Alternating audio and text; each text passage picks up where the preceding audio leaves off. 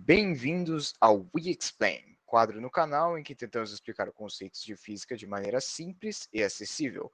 O tema de hoje é a escala Kelvin, mas antes de falarmos propriamente de Kelvin, vamos contar um pouquinho sobre a história das escalas e como surgiram. Desde que o mundo é mundo, a ideia de temperatura sempre esteve presente em todos os momentos de nossas vidas, independente se nós vivemos nos anos 2000 ou na pré-história. O registro mais antigo que se tem conhecimento de uma tentativa de desenvolvimento de uma escala termométrica é datado de 170 d.C. e é atribuído ao médico grego Galeno. Para isso, ele atribuiu um valor neutro a uma mistura de mesma quantidade de água fervente e gelo, e acrescentou 4 unidades, tanto para cima quanto para baixo. Na época, acreditava-se que cada ser humano tinha uma temperatura própria, que varia de acordo com fatores como, por exemplo, a latitude, e sofria alterações quando doente. Dessa forma, Galeno utilizava sua escala para estabelecer os remédios mais adequados, isto é, aqueles que retornavam a temperatura do corpo ao normal. Porém, de nada adiantaria desenvolvermos formas de quantificar o quão quente um corpo está em relação a um padrão se não criássemos instrumentos capazes de realizar sua medição. O primeiro registro de uma estrutura utilizada para medir temperatura é atribuído ao grego Filo de Bizâncio em 300 a.C., mas foi apenas com Galileu Galilei em 1592 d.C. que um aparelho parecido com o termômetro atual foi criado. Na verdade, ele criou o que hoje chamamos de termoscópio, o qual utilizou apenas álcool em um recipiente e outra vidraria semelhante a um tubo com um bulbo na ponta. A variação na temperatura fazia com que a altura do líquido se alterasse. Foi somente em 1654 d.C. que um termômetro parecido com o que conhecemos hoje foi inventado. O grão-duque da Toscana, Ferdinand II, desenvolveu um instrumento fechado feito de vidro e preenchido parcialmente por álcool em seu interior com uma escala graduada ao redor. Como na época ainda não se existia um padrão para as escalas de temperatura, seu termômetro acabava sendo pouco preciso. Mas esse problema duraria apenas até meados de 1714, quando um outro cientista entrou para a história. Daniel Gabriel Fahrenheit, um físico nascido em Gdansk, na Polônia. Um dia foi até Copenhague, na Dinamarca, para conhecer um pouco mais do trabalho do astrônomo Olaus Roemer, que dedicava parte de sua vida profissional ao estudo das temperaturas e tinha criado um termômetro à base de álcool também. Observando o trabalho de Roemer, Fahrenheit se perguntou se era possível criar um termômetro e uma escala um pouco mais precisos, já que o álcool se expande muito com a variação de temperatura, o que dificultava a observação de variações de temperatura maiores, pois o álcool se expandiria muito e colapsaria o termômetro. Então, trocando o álcool pelo mercúrio no termômetro do cientista dinamarquês, o físico conseguiu criar um instrumento bem mais preciso, pois o metal se dilata menos com a variação de temperatura do que o álcool, o que permitia que fossem observadas diferenças de temperatura maiores no termômetro. Feito isso, Fahrenheit multiplicou os valores da escala de Roemer por 4 para criar a sua. Então a temperatura de fusão da água passou de 8 para 32 graus. A temperatura de ebulição da água passou de 60 para 240 graus, que depois seria corrigido para 212 a partir de experimentos. E o zero da escala de Roemer continuava a ser zero na de Fahrenheit. Essa escala foi de grande contribuição para a comunidade científica da época, e é mais precisa do que uma escala amplamente usada hoje em dia, a escala Celsius. Anders Celsius, ou seria On Celsius, um astrônomo e cientista sueco, dedicava parte de sua vida ao estudo da temperatura e mudança de estado físico dos elementos. Em 1942, ele publicou um estudo na Academia Real Sueca de Estudos Científicos intitulado Observações sobre 2 graus persistentes de um termômetro, que constatava que substâncias puras mantinham sua temperatura enquanto mudavam de estado físico. Baseado nesse estudo, Celsius estabeleceu uma nova escala de temperatura em que a temperatura de ebulição da água era de 0 graus e a temperatura de fusão da água era de 100 graus. Essa escala ficou conhecida como escala centígrada e de início, como foi possível perceber, temperaturas maiores eram representadas por números menores na escala e temperaturas menores eram representadas por números maiores. Para deixar as coisas mais convenientes e menos confusas, o taxonomista Carl Linnaeus propôs que os 2 pontos principais da escala fossem trocadas. ou seja, que o ponto de fusão da água fosse 0 grau e que o ponto de ebulição da mesma fosse 100 graus. Em 1948, na 90ª Conferência Geral de Pesos e Medidas, foi proposto que fosse mudado o nome da escala da centígrada para Celsius, em homenagem ao seu criador.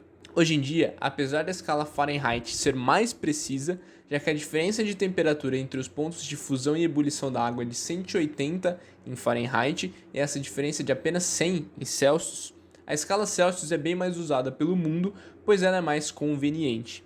Ela também é a origem da escala mais usada e importante do mundo científico, a escala Kelvin. Bom, agora vamos falar sobre a escala Kelvin, que é a escala de temperatura do Sistema Internacional. Bom, como a gente já viu, existem outras duas escalas que a física trabalha bastante, mas a Kelvin é diferente. Ela é a escala absoluta que surgiu a partir do estudo dos gases. Bom, imagine que você tem um gás confinado em um recipiente com volume constante. Nesse recipiente você coloca dois medidores, um medidor de pressão e um de temperatura. Bom, e o Kelvin, que é o cientista que começou a fazer esse tipo de experimento, ele começou a coletar os dados de pressão e temperatura. Bom, ele olhava a temperatura do gás, olhava a pressão. Ele mudava a temperatura, olhava a pressão de novo e olhava e mudava a temperatura de novo e depois mudava a pressão de novo. E todas essas amostragens de temperatura e pressão foram passadas para o papel. Quer dizer, elas foram colocadas num gráfico, na verdade. E daí ele percebeu que seja mudando a quantidade ou o tipo de gás, sempre havia uma relação linear entre pressão e temperatura. Bem, esses gráficos que o Kelvin fazia com os dados de temperatura e pressão dos gases sempre davam retas crescentes. Ou seja, com o aumento da temperatura também havia um aumento da pressão do gás, em volume constante, é claro, a gente não pode esquecer disso. E bem, vamos lá. Sabemos que a temperatura está associada ao grau de agitação das partículas, certo? Pois é, então quanto maior a temperatura, mais pancadas na parede, por assim dizer, as partículas dão. E consequentemente a pressão do gás fica maior também. Lembrando que isso deu origem à equação de Clapeyron, né, que é PV igual a nRT. E bom, considerando apenas dois experimentos, um com muito gás e outro com pouco gás, a partir da equação da reta de Kelvin conseguimos prolongar as retas e fazer algumas previsões de temperatura que ninguém nunca chegou a medir no laboratório. Bom, e ao prolongar as retas 2, 3, 4, quantas vezes fossem, o Kelvin conseguiu perceber que todas elas partiam de um mesmo ponto em comum, que se igualava a menos 273,15 graus Celsius. E bom, com isso, né, com esse experimento de ficar prolongando as retas, Kelvin conseguiu descobrir que essa temperatura em que a pressão do gás vale zero, ou seja, as partículas não estariam mais agitadas e por isso a pancadaria na parede, entre aspas, acabariam. Bom, e traduzindo isso, isso é basicamente o limite inferior de temperatura na natureza, ou seja, não existe temperatura menor que se pode chegar na natureza, e tanto é por isso mesmo que ninguém conseguiu chegar a esse valor até hoje. Bom, mas o que tudo isso tem a ver com a escala Kelvin? Bom, a ideia da escala é simplesmente mudar o início da contagem da temperatura da escala Celsius para menos 273,15 graus Celsius, que é quando não existe agitação de partícula alguma. Logo, essa temperatura seria o marco zero ideal. Daí vem que o zero Kelvin passou a ser o zero absoluto. E é absoluto mesmo, porque não existe negativo nessa escala, tudo é positivo. Mas vale lembrar que a mudança do marco zero não mexeu na proporção entre as escalas. Ou seja, para ser Kelvin, basta somar 273 a uma temperatura dada em Celsius. Quer ver? 272 graus Celsius equivale a 1 Kelvin, 0 graus Celsius equivale a 273 Kelvin, e 100 graus Celsius equivale a 373 Kelvin. Bom, e vendo isso e prestando um pouquinho de atenção, a gente consegue perceber que a conservação entre as escalas se mantém linear, mas a variação de temperatura é igual. Isso mesmo, se numa equação constar variação de temperatura, tanto faz a gente usar Celsius ou Kelvin para resolver ela, porque a gente está falando de um delta da mesma magnitude. Por exemplo, na dilatação linear, ou na calorimetria, tudo o que se pede é a variação de temperatura para conseguir resolver as equações. Logo, o delta acaba sendo conservativo. Agora, se a gente estiver falando da temperatura propriamente dita, então sim, é necessário o emprego da escala Kelvin, já que esta é um padrão no sistema universal. Um exemplo é a equação dos gases ideais. PV igual a nRT, que é pedido uma temperatura em um dado momento, não a variação de temperatura de um momento para o outro. Atualmente, a escala Kelvin é utilizada no meio científico das seguintes formas: criogenia. A criogenia é um campo de estudo que gira em torno dos fenômenos que ocorrem em temperaturas muito baixas. Esse campo se desenvolve em outras áreas, como a criopreservação, que vai aplicar baixas temperaturas para preservar células ou tecidos para estudos, e a criocirurgia, que vai ser utilizada na medicina para congelar e destruir tecidos malignos como células cancerígenas. Além disso, a escala Kelvin é também utilizada para medir a temperatura de cor, que é basicamente a aparência de uma cor produzida por uma fonte de luz.